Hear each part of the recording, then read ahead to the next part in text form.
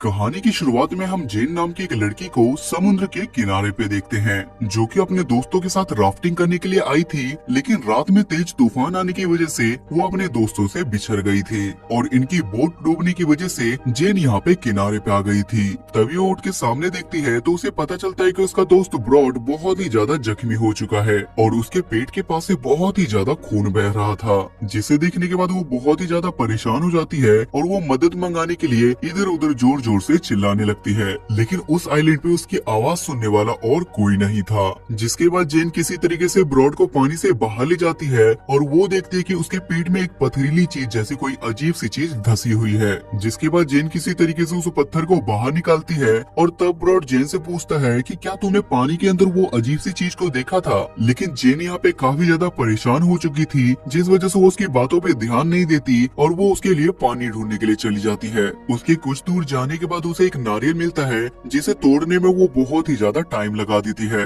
जिसके बाद वो भागते हुए ब्रॉड के पास पहुंचती है और उसे पानी पिलाने की कोशिश करती है। लेकिन उससे पहले ही ब्रॉड मर चुका था, क्योंकि ज्यादा ब्लडिंग हो जाने की वजह से वो सरवाइव नहीं कर पाया। जिसे देखने के बाद जेन काफी ज्यादा दुखी हो जाती है, क्योंकि उसके अलावा उसका इस आइलैंड पे कोई नहीं था। जिसके बाद जेन वहाँ से आगे बढ़ने लगती है और वो आइलैंड के बारे में समझने लगती है और कुछ दूर आगे बढ़ने पे उसे कुछ सामान मिलता है और चेक करने पे उसे पता चलता है कि ये सारा सामान किसी फैमिली का है, जो कि इस आइलैंड पे बहुत समय पहले आए थे। वहाँ देखने पे जेन को कुछ कोल्ड ड्रिंक्स की बोतल और वहाँ पे माचिस का डब्बा भी मिलता है। तभी अचानक से जेन को एक आवाज सुनाई देती है और जब वो चेक करने के लिए जाती है तो उसे पता चलता है कि ये आवाज एक खोखली पेड़ के अंदर से आ रही है। लेकिन तभी अचानक से उसके अंदर से एक चिड़िया बाहर निकलती है, जिससे उसे लगता है कि इसके अंदर एक चिड़िया थी। जिसके बाद जेन एक बार फिर से ब्रॉड की डेड बॉडी के पास जाती है और उसे ऐसा देख के उसे वो एक पत्ते से ढक देती है। अब ऐसे ही रात हो जाती है और जेन किसी तरीके से एक पेड़ के नीचे अपनी रात बिताती है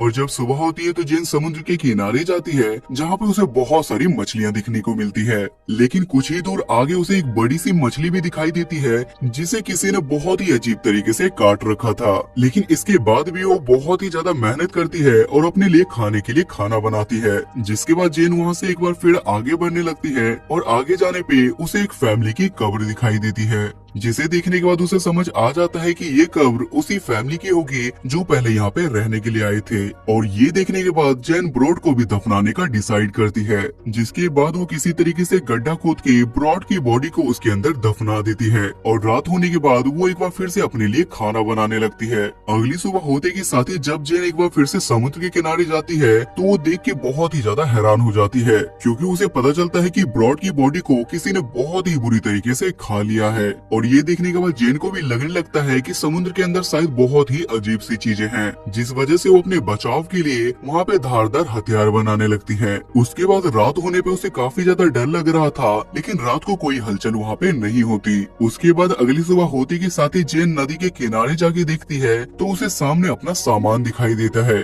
जिस वजह से वो कुछ दूर आगे जाके अपना सामान लाने के लिए जाती है। तभी अचानक से उसे वहाँ पे कोई हलचल महसूस होती है और जब वो चेक करने के लिए पानी के नीचे जाती है तो उसे एक बड़ा सा ब्लैक होल दिखाई देता है, जिसे देखने के बाद जेन बहुत ही ज्यादा डर जाती है और वो जल्दी से पानी के बाहर आ जाती है और वो अपने बैग में से कुछ अपने कपड़े निकाल के उसे चेंज कर लेती है। उसके बाद रात हो जाती है और जेन आग जला के उसी फैमिली की मिली हुई फोटोज को देखने लगती है। तभी जेन को महसूस होता है कि उसके ऊपर से एक प्लेन जा रहा है, जिसको सिग्नल देने के लिए वो अपनी फ्लेयर गन चला देती है। लेकिन उसकी फ्लेयर गन को देखने से पहले ही वो प्लेन वहाँ से चला जाता है। तभी जेन यहाँ पे एक चीज नोटिस करती है कि उसकी फ्लेयर गन की लाइट की वजह से उसे समुद्र के बीच में एक बहुत ही बड़ा मॉन्स्टर दिखाई देता है, जिसे देखने के बाद वो बहुत ही ज्यादा डर जाती है और वो जंगल के बीच में जाके खुद को बचाने के लिए छुप जाती है। जिसके थोड़ी ही देर बाद वो मॉन्स्टर जंगल के बीच में आके उसे ढूंढने की कोशिश करता है, लेकिन वो जेन को नहीं ढूंढ पाता। जिसके बाद सुबह होते के साथ ही जेन एक बार फिर से समुद्र के किनारे आती है और वो उसी फैमिली की फोटोज देखने लगती है, जहाँ उसे एक फोटोज के अंदर दो आंखों वाला एक अजीब सा क्रिएचर नजर आता है। अब ये देखने के बाद उसे समझ आ गया था कि उसका यहाँ पे सरवाइव करना बहुत ही ज्यादा मुश्किल है, जिस वजह से वो अपने सामान को लेके वहाँ से निकलने की कोशिश करती है, लेकिन वो ऐसा नहीं कर पाती। अब जेन के पास कोई रास्ता नहीं बचा था, जिस वजह से वो खोखले पेड़ के अंदर जाके रात बिताने का डिसाइड करती है। लेकिन रात होते के साथ ही वो मॉन्स्टर उसी पेड़ के पास आ जाता है और वो उस पेड़ को तोड़ने की कोशिश करता है, लेकिन खुदकिस्मती से वो उस पेड़ को नहीं तोड़ पाता और सुबह होते के साथ ही जेन किसी तरीके से उस पेड़ के अंदर से बाहर निकलती है। लेकिन अभी तक जेन को उस मॉन्स्टर के साइज के बारे में कुछ भी पता नहीं था, जिस वजह से वो समुद्र के किनारे से एक बड़ी सी मछली लेके आती है और वो अपने सामने वाले पेड़ के आगे उसे बांध देती है ताकि वो उस बड़े से मॉन्स्टर को देख सके। जिसके बाद रात हो जाती है और जेन उस मॉन्स्टर के आने का इंतजार करने लगती है, लेकिन तभी अचानक से जेन की आंखें लग जाती है और जब दोबारा उसकी आंख खुलती है तो उसे पता चलता है कि वो बड़ा सा मॉन्स्टर उसकी बड़ी सी मछली को यहाँ से ले गया है। जिसके बाद अगली सुबह होते ही साथ ही एक बार फिर से जेन वहाँ पे धारदार हथियार बनाने लगती है। तभी पानी के अंदर उसे एक डेड बॉडी दिखाई देती है और उसे देखने के लिए वो सीधा उसके पास जाती है और बॉडी को देखने के बाद उसे पता चलता है कि ये तो उसी के फ्रेंड जैक की बॉडी है। और उसकी डेड बॉडी को देखने के बाद जेन काफी ज्यादा घबरा जाती है क्योंकि उसकी बॉडी पे बहुत ही अजीबोगरीब निशान थे। जिसके बाद जेन के दिमाग में एक बार फिर से वही आइडिया आता है और वो उस बॉडी को उसी पेड़ के ऊपर लटका देती है और रात होने पे वो एक गड्ढा खोद के उस मॉन्स्टर के आने का इंतजार करने लगती है। तभी अचानक से वहाँ पे वो मॉन्स्टर आ जाता है और वो उस डेड बॉडी को खा जाता है, जिसे देखने के बाद जेन काफी ज्यादा घबरा जाती है क्योंकि वो मॉन्स्टर बहुत ही ज्यादा खतरनाक और बहुत ही ज्यादा बड़ा था। तब जेन किसी तरीके से हिम्मत करके अपनी आवाज को बंद रखती है क्योंकि वो मॉन्स्टर उसे भी जान से मार देता। और अगली सुबह होते ही साथ ही जेन समझ जाती है कि अब उस मॉन्स्टर से बचना नामुमकिन है, जिस वजह से वो पेड़ पे चढ़ के ऊंची सी जगह पे अपने सोने का इंतजाम करती है और रात होने पे जेन वहीं पे सो जाती है।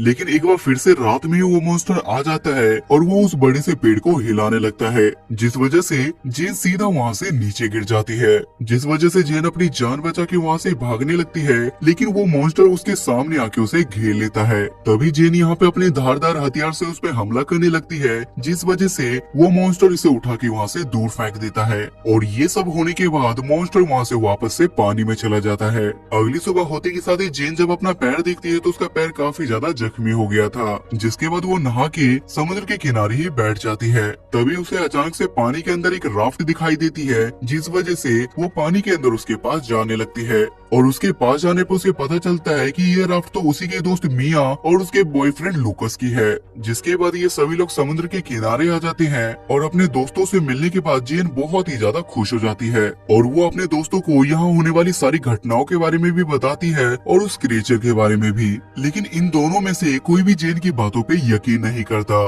तब जेन वहाँ पे उन दोनों को फोटोज दिखाती है और वो ब्रैड की बॉडी के बारे में भी बताती है, लेकिन इसके बाद भी ये दोनों उस पे विश्वास नहीं करते। जिसके बाद जेन लूकस से मछली पकड़ने के लिए उससे उसका चाकू लेती है, जहाँ लूकस के चाकू पे खून लगा हुआ था, लेकिन जेन उस चीज पे ज्यादा ध्यान नहीं देती। वहाँ से वापस आने के बाद जेन इन दोनों से कहती है कि हमें रात होने से पहले यहाँ से निकलना होगा क्योंकि रात में हमारा यहाँ पे रुकना सही नहीं होगा। लेकिन मिया और लूकस उसकी बातों पे विश्वास नहीं करते और वो कहते हैं कि हम लोग यहाँ से कहीं नहीं जाएंगे। तब जेन एक बार फिर से इन दोनों को समझाने की कोशिश करती है, लेकिन इस बार लूकस उस पे गुस्सा हो जाता है, जिस वजह से जेन वहाँ से नाराज होकर चली जाती है। उसके बाद मिया और लूकस समुद्र के किनारे बैठ के बातें करने लगते हैं और इस अकेलेपन का फायदा उठा के जेन उन दोनों की राफ्ट लेके वहाँ से भागने की कोशिश करती है, लेकिन अकेले वो ऐसा नहीं कर पाती और वो दोनों मिलके उसे पकड़ लेते हैं। लेकिन इसके बाद भी जेन भागने के लिए इन दोनों से लड़ने लगती है और वो मिया को जोरदार लात मार देती है, लेकिन तभी मिया डंडे से जेन पे हमला कर देती है, जिस वजह से वो वहीं पे बेहोश हो जाती है।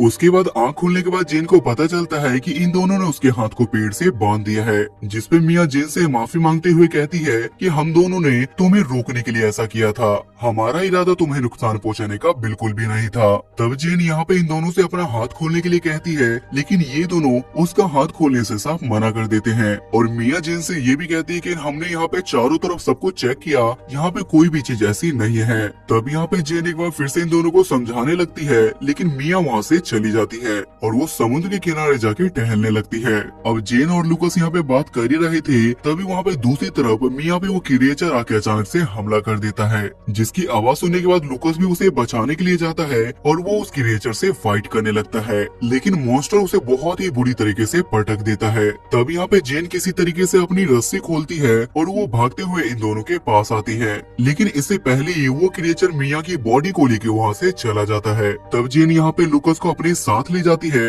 और वो जंगल के बीच जाके एक पेड़ पे अपनी रात बिताते हैं। अगली सुबह होते के साथ ही हम लूकस को देखते हैं जो कि बहुत ही ज्यादा डरा हुआ था, जिसपे जेन उसे बताती है कि मैंने उस मॉन्स्टर को सुबह में कभी नहीं देखा। अब यहाँ पे लूकस को भी जेन की बातों पर पूरा यकीन हो गया था, जिसके बाद वो लोग अपनी जरूरत का सामान इकट्ठा करते हैं और राफ्ट को लेके वहाँ से निकलने लगते हैं। लेकिन राफ्ट के अंदर जेन को बहुत सारा ब्लड नजर आता है, जिसे देखने के बाद उसे डाउट होने लगता है कि कहीं लूकस ने ही जैक को ना मारा हो। तभी वहाँ से कुछ दूर आगे जाने पे वो मॉन्स्टर इनकी राफ्ट पे हमला कर देता है, जिसे देखने के बाद लूकस उसे भगाने के लिए उस पे फ्लेयर गन से अटैक कर देता है और वो मॉन्स्टर वहाँ से चला जाता है, जिससे इन दोनों को यहाँ पे लगने लगता है कि शायद वो मॉन्स्टर यहाँ से चला गया है। लेकिन तभी थोड़ी ही देर में वो मॉन्स्टर एक बार फिर से आता है और वो जेन को अपने साथ वहाँ से ले जाने लगता है। तब जेन किसी तरीके से अपने जेब से वो चाकू निकालती है और वो लगातार उस पे हमला करना शुरू कर देती है, जिस वजह से वो मॉन्स्टर जेन को छोड़ देता है और वो लूकस को पकड़ के उसे अपने साथ उसी ब्लैक होल के अंदर ले जाता है।